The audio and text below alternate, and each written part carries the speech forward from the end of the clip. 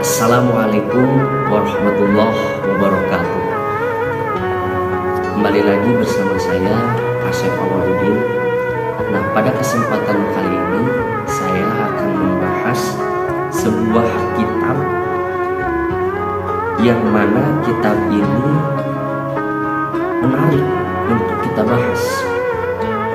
Tentunya saya di sini akan menganalisis sebuah kitab Fiqih Hikayat, yang mana kitab ini dinamai Fiqhul Hikayat.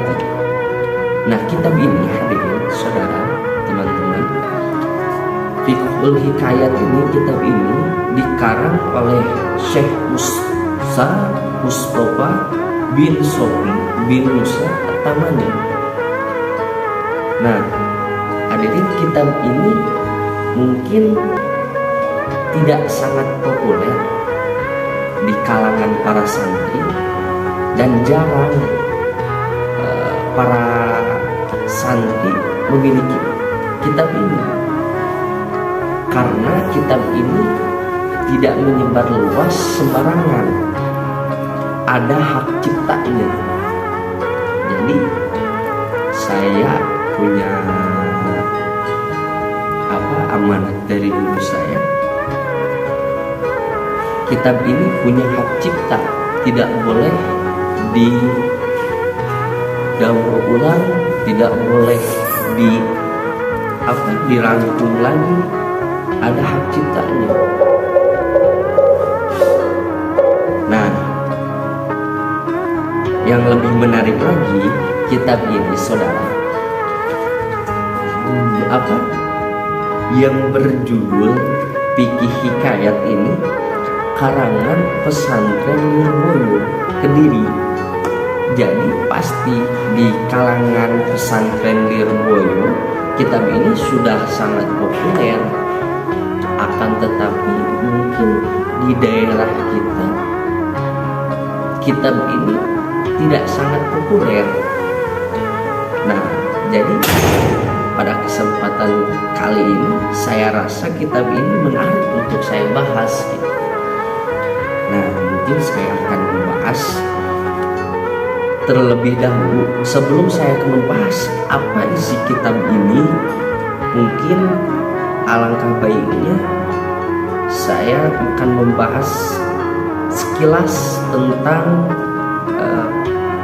fikih, tentang isi dari kitab ini. Nah, hadirin teman-teman, kitab ini itu dinamai Fiqhul Hikayat, karangan Mustafa bin Sofi bin Musa At-Tamani, Lirboyo Kediri. Nah, hadirin, kitab ini Fiqhul Hikayat, bukan menjelaskan tentang fikihnya, bukan menjelaskan tentang apa itu fikih, akan tetapi kitab ini menjelaskan tentang hikayat dari fikih. Nah, kalau misalkan di dalam kitab fikih toharoh pasti dibahas, akan tetapi di sini tidak membahas tentang apa itu toharoh, akan tetapi di dalam kitab ini menjelaskan hikayat-hikayat tentang fikih itu sendiri, misalkan dari toharoh. Nah, di dalam kitab ini dibahas hikayat-hikayat, cerita-cerita, kisah-kisah yang banyak manfaatnya yang perlu kita teladani. Nah, kebetulan di sini kitab ini mempunyai 30 hikayat, 30 hikayat masalah. Di dalam satu masalah terdapat beberapa hikayat. Contohnya di dalam hikayat yang pertama, dina masalah wudu. Nah, di sini terdapat beberapa hikayat. Jadi kitab ini sangat menarik saya untuk bahas gitu, karena saya rasa kebanyakan orang mungkin sudah tidak asing lagi dari ilmu fikih. Nah, dari saya ingin membahas kitab ini tuh hikayat-hikayatnya gitu. Banyak hikayat yang perlu kita ambil dari fikih tersebut gitu. Nah, di sini kitab ini memiliki 30 hikayat masalah fikih seperti masalah wudu, masalah siwak, masalah istinja, masalah haid, masalah sholat, khusyuk, taklim, khutbah Jumat, tajhijul mayit, mengurus mayit. Nah, ini ada hikayat-hikayatnya gitu. Kalau saya bahas mungkin dari seluruh hikayat ini terlalu banyak, tidak cukup waktu 1 jam 2 jam. Mungkin saya akan membahas beberapa hikayat gitu dari kitab ini. Nah, saya ambil dari hikayat sholat berjamaah. Nah, pada masalah sholat berjamaah di dalam hikayat ini, bismillahirrahmanirrahim, al-hikayatul awal fi afdoliyah jamaatil isya. Nah, pada hikayat ini menjelaskan fadhail, keutamaan tentang berjamaah isya. Nah, an Ubaidillah bin Umar al-Qawariri radhiyallahu anhu qala lam takun tafutuni sholatul isya'i fil jamaati qatun. Syekh Abdullah bin Umar al-Qawariri radhiyallahu anhu telah berkata, beliau lam takun tafutuni, beliau belum pernah putus akan sholatul isya fil jamaah. Seorang Syekh Abdullah bin Umar al-Qawariri ini beliau belum pernah putus sholat berjamaah, terutama di sini sholat berjamaah isya. Nah, beliau ini belum pernah ketinggalan sama sekali tentang mengerjakan sholat isya itu berjamaah, belum pernah ketinggalan sama sekali. Taputuni kotul sama sekali. Akan tetapi pada suatu waktu, pada jala bilailati doi pun, suatu waktu an Ubaidillah bin Umar ini kedatangan seorang tamu. Nah, datangnya itu pas waktu setelah maghrib, kiraan setengah 7-an, datang seorang tamu ke rumahnya hingga pasyagolat bisa babihi, hingga ini tamu menyebabkan Ubaidillah bin Umar ini ketinggalan sholat berjamaah. Kan kalau kita ada udzur syar'i boleh meninggalkan sholat berjamaah. Kan sholat berjamaah itu hukumnya sunat, akan tetapi sunatnya sunat muakkad. Nah, di sini Ubaidillah bin Umar ketika kedatangan tamu hingga ini tamu menyebabkan beliau tidak mengerjakan sholat berjamaah pada waktu isya itu, beliau merasa sedih, merasa galau telain ku cinta, ulama-ulama baheula galau karena tidak mengerjakan sholat berjamaah. Masya Allah, ya Allah ya Rabbana. Nah, pada suatu ketika fakhrajtu atluba sholatu fi masajidil Basra. Ketika beliau sudah ketinggalan sholat berjamaah, beliau itu berangkat fakhrajtu atluba sholati fi masajidil Basra. Beliau ini tinggal di kota Basra. Nah, pada waktu ketinggalan sholat berjamaah isya, beliau langsung berangkat mencari seluruh masjid di kota Basra yang masih mengerjakan sholat berjamaah. Jadi lamun anjeunna ketinggalan sholat berjamaah teh, anjeunna mah beliau mah mencari masjid-masjid Beliau ini mencari masjid-masjid di kota Basra di teangan jog hiji nepi ka ieu berjamaah teu aya masjid ieu teu aya anu berjamaah tidak ada. Sudah tidak ada lagi yang lagi berjamaah. Beliau merasa sedih, merasa ya Allah ya Rabbana kudu kumaha ieu berjamaah. Masjid-masjid terus teu aya nu berjamaah. Nah, akan tetapi beliau ingat pada suatu hadis, qad warada bil hadis syarifi anna sholatal jamaati tajidu ala sholatil far'i bisab'i wa isrina darajah. Beliau ingat pada suatu hadis yang mana bahwasannya sholat berjamaah itu lebih baik, lebih utama daripada sholat sendiri dengan ganjaran bisab'i wa isrina darajah dengan 27 derajat.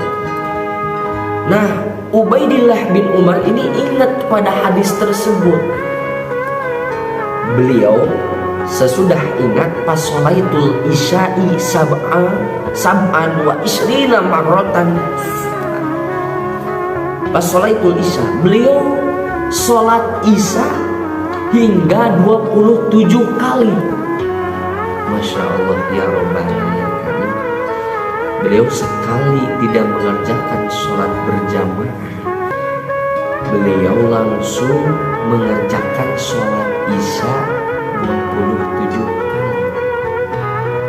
Karena beliau ingat pada hadis Nabi bahwasannya sholat berjamaah itu bandingannya dengan sholat sendiri itu 27 derajat. Ingat pada hadis itu Ubaidillah bin Umar langsung mengerjakan sholat isya 27 kali. Bayangkan 27 kali 4 rakaat, 20 kali 4 kali 20 berapa tuh?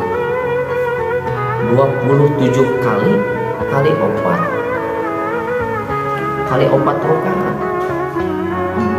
20 kali 4 80, muduana kali 4 84 rakaat. Masya Allah ya Rabbana. Akan tetapi beliau beliau sesudah melaksanakan 27 kali sholat isya sumanuntu, kemudian beliau tidur. Fara'aitu bil manam ka'annama ma'akum min ala khailin wa nahnu nastabiqu wa ana arqudun ala parosin fala talhaquhum. Beliau sesudah melaksanakan 27 kali sholat isya, beliau langsung tidur. Di dalam tidurnya beliau mimpi, dan di dalam mimpinya beliau sedang mengendarai kuda, menunggangi kuda. Nah, dan beliau menunggangi kuda beserta rombongan jamaah, sahabat jamaahnya. Nah, pada suatu waktu ketika itu di dalam mimpinya beliau itu lagi balapan kuda. Nah, wa ana arkudu ala parosi pala tahalkum. Di dalam balapan tersebut orang-orang yang melaksanakan sholat isya berjamaah itu pada dahulu. Dan ini Ubaidillah bin Umar yang melaksanakan 27 kali sholat isya ini tidak bisa menyusul orang-orang yang melaksanakan berjamaah tadi di dalam mimpinya itu. Tidak bisa. Kenapa saya tidak bisa menyusul orang-orang yang sahabat-sahabat saya gitu.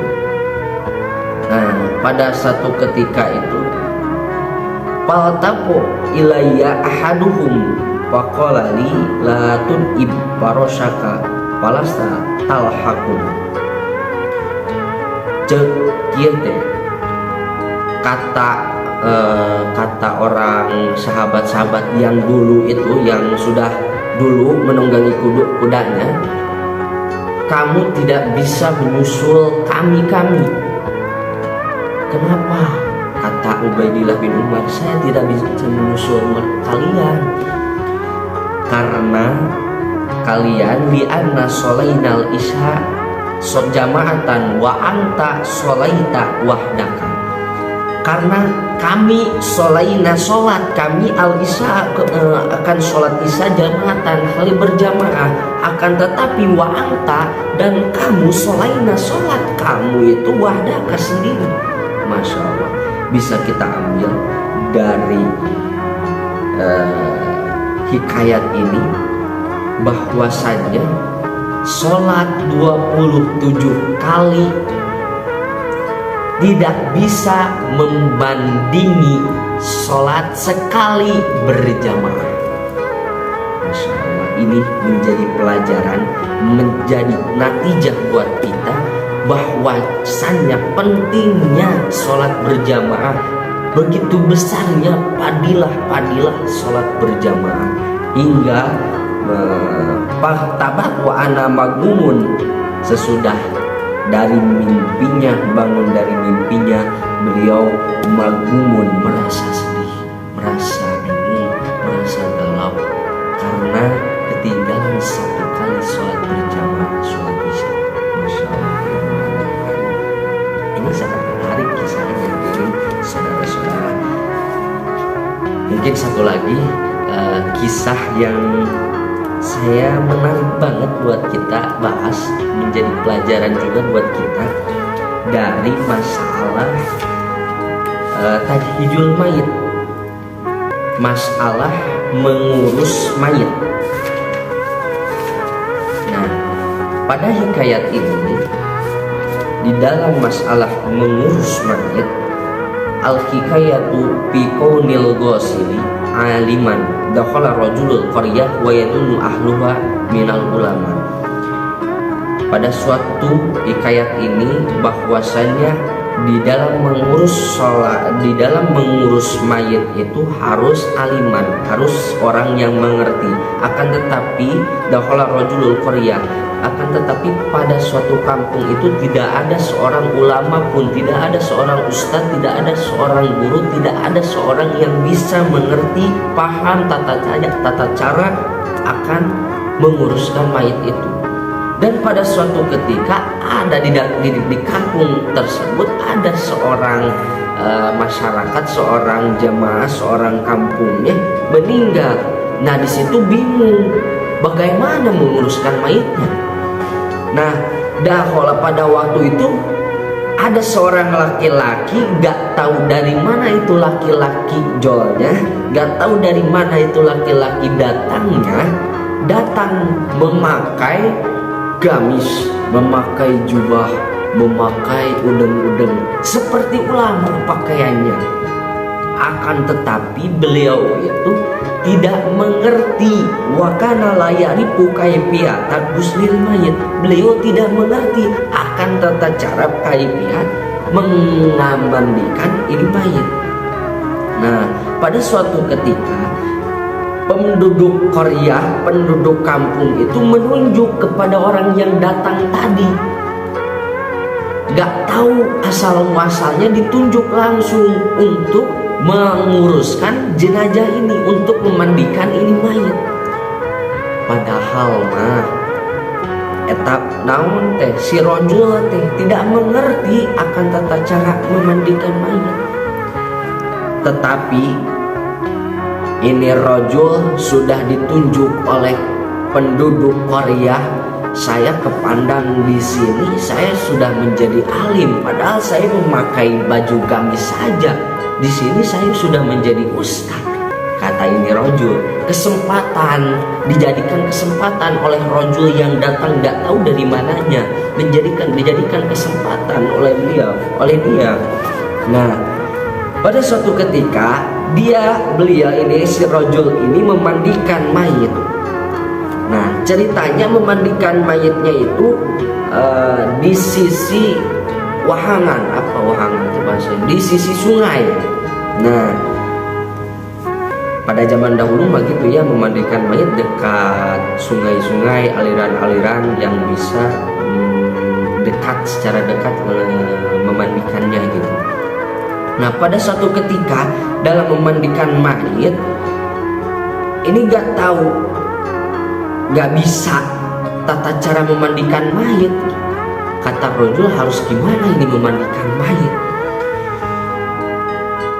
Duyek-uyek kue merenanya cek si rojul teh, si rojul teh hingga dekat sungai ini si mayit wadakholan majrul mayit ini masuk kepada sungai tersebut, ngalir. Ting ka mana ieu mayit teh ngalir, murag kasusukan, murag kawahangan. Ya Allah ya Rabbana, teu bisa ngamandian mayit nu ajeuna ieu mayit murag kawahangan. Nah, di sini si rojul bingung. Aku harus bagaimana bilang kepada ahli mayit, kepada keluarga mayit, ini mayit sudah mengalir kepada susukan pedawahangan, aliran deras, tenggelam kemana eta mayit ya? Kata rojul, saya bingung harus bilang bagaimana kepada ahli mayit.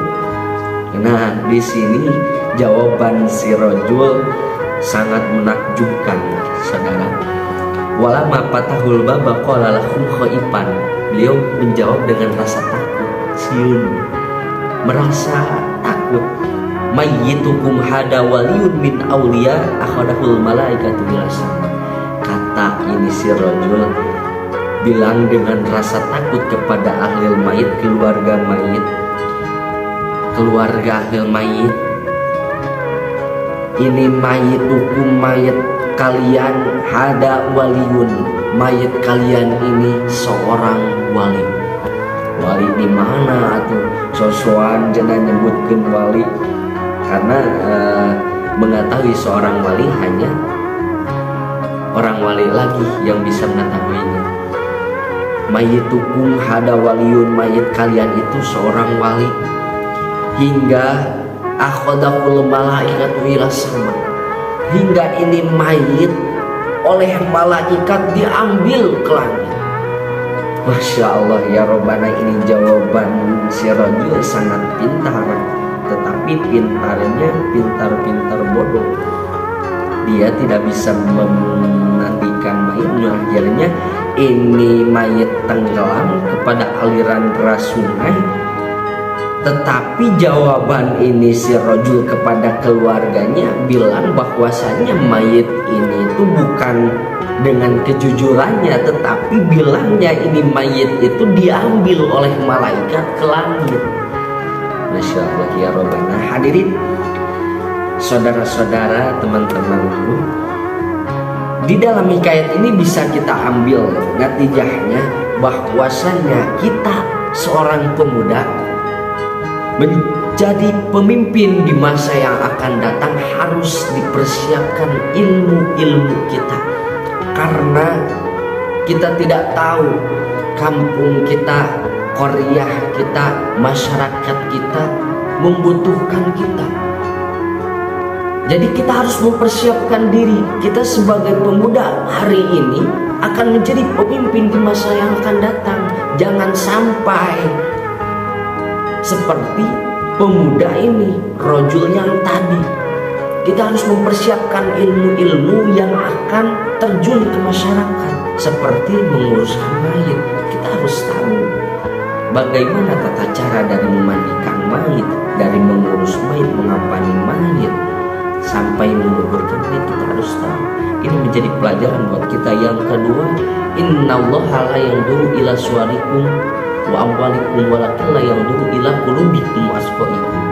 Pelajaran yang kedua ambil dari kisah ini, kita jangan sampai melihat seseorang itu dari rupanya, dari pakaiannya. Bongbong na anjeuna eta si rojul ieu make gamis, make udang-udang, nu akhirna ieu masyarakat Korea ieu ningali si rojul seperti ulama, akan tetapi ini si rojul bukan ulama, tidak mengerti akan tata cara memandikan mayit, yang akhirnya tadi ini mayit masuk ke aliran sungai. Gitu. Ini menjadi pelajaran buat kita bahwasanya kita kalau melihat seseorang jangan dari rupanya, jangan dari wajahnya, dan jangan dari pakaiannya, akan tetapi walakillah yang lu ila qulubikum wa asfaikum. lihatlah seseorang itu dari hati dan amal baiknya. Pelajaran yang ketiga yang bisa kita ambil dari kisah ini yaitu kita jangan menyerahkan suatu urusan bukan pada ahlinya. Kalau kita menyerahkan suatu urusan pada ahlinya, tunggulah kehancurannya. Seperti kisah ini, kalau kita menunjuk seseorang, menyerahkan urusan bukan pada ahlinya, yang tadi akhirnya ini mengalir pada aliran sungai. Ida wusidal amru ila ghairi ahliha pangtadiri sa'a. Ketika kita jangan menyerahkan suatu urusan bukan pada ahlinya. Kalau kita menyerahkan suatu urusan pada bukan ahlinya, pangtadiri sa'a, maka tunggulah kehancuran. Hadirin masyurul muslimin rahimakumullah, mungkin itu sebuah hikayat fikih dari kitab Fiqhul Hikayat karangan Musa Mustafa bin Sofi bin Musa Tamani. Dan perlu diketahui juga bahwasanya hikayat-hikayat ini diambil dari beberapa kitab-kitab hikayat besar seperti Fawaidul Muhtaroh, apalagi di dalam setiap hikayat ini diambil dari beberapa kitab. Yang menjadi menariknya itu, jadi Fiqhul Hikayat kitab ini mengambil tukilan-tukilan dari beberapa kitab, disimpulkan di dalam satu kitab ini menjadi fikih hikayat. Ini sangat menarik kalau kita bahas, akan tetapi waktu tidak memungkinkan untuk saya bahas semuanya. Ini sebuah hikayat, tapi waktu sudah terlalu panjang buat saya akan bahas kitab ini. Lain waktu kita akan membahas lagi dengan berbeda hikayat. Mungkin itu yang bisa kita ambil dari fikih, dari kitab fikih hikayat ini. Mungkin itu yang bisa saya sampaikan. Mohon maaf bila ada kekurangan dan kesalahan dalam penyampaian, dalam membaca kitabnya. Mohon dimaafkan. Unzur maqala wala tanzur man qala ihdina siratal mustaqim. Wassalamualaikum warahmatullahi wabarakatuh.